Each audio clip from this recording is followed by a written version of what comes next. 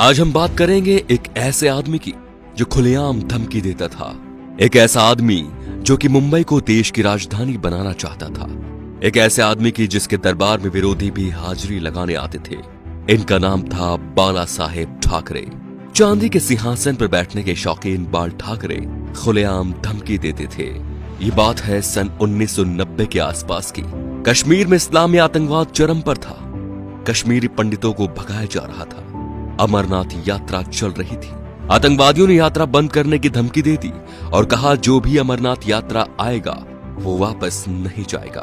तब बाल ठाकरे ने एक बयान दिया कि हज के लिए जाने वाली 99% फ्लाइट्स मुंबई एयरपोर्ट से जाती हैं। देखते हैं यहां से कोई यात्रा मक्का मदीना कैसी जाती है। अगले दिन ही अमरनाथ यात्रा शुरू हो गई। सन 1992 में बाबरी मस्जिद ढहा दी गई तो बाल ठाकरे आपकी अदालत शो में आए हुए थे।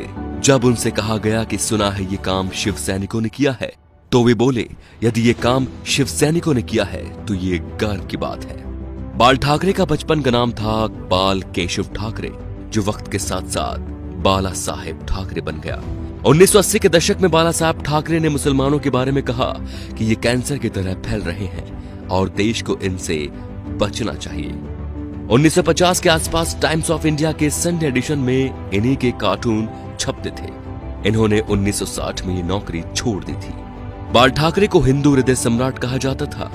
उनका मोदी की तरह बिना देखे भाषण देना लोगों के मन को भा गया। उन्हें सुनने के लिए लाखों की भीड़ एकजुट हो गई थी। बाल ठाकरे जब किसी का विरोध करते थे तो दुश्मनों की तरह, और जब तारीफ करते थे तो ऐसे कि जैसे उनसे बड़ा कोई मित्र नहीं।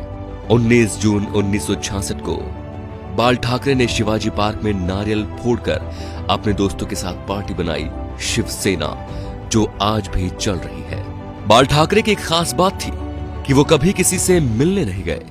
बड़े बड़े बॉलीवुड एक्टर बियर पीने और उनसे मिलने उनके घर आते थे, जैसे नरेंद्र मोदी, माइकल जैक्सन। बाल ठाकरे के कुछ स्पेशल शौक थे, सिगार, व्हाइट वाइन एक्सेट्रा। ज्यादातर लोग फोटो या इंटरव्यू में उनके हाथ में पाइप या सिगार होती थी। 1999 में बाल ठाकरे पर 6 साल तक वोट डालने और चुनाव लड़ने पर बैन लगा था, लेकिन बाल ठाकरे ने अपने जीवन में कभी चुनाव नहीं लड़ा।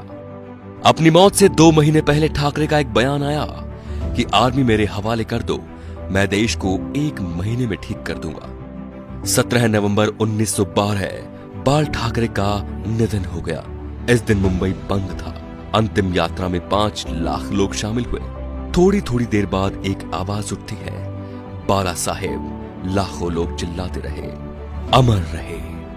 बाल ठाकरे ना तो मुख्यमंत्री थे और न सांसद, फिर भी उन्हें मरने के बाद 21 तोपों की सलामी दी गई, जो राष्ट्रपति प्रधानमंत्री को मिलती है। ये रुतबा था बाला साहेब ठाकरे का। तो दोस्तों, ऐसे शेर दिल हिंदू सम्राट के लिए वीडियो को शेयर जरूर कीजिए और उनकी महानता को फैलाइए, ताकि आज जो शिव सैनिक या हिंदू उनके सिद्धांतों को भूल चुके हैं, उनके हिंदुत्व की रक्षा का संकल्प याद दिलाएं। जय श्री राम दोस्तों।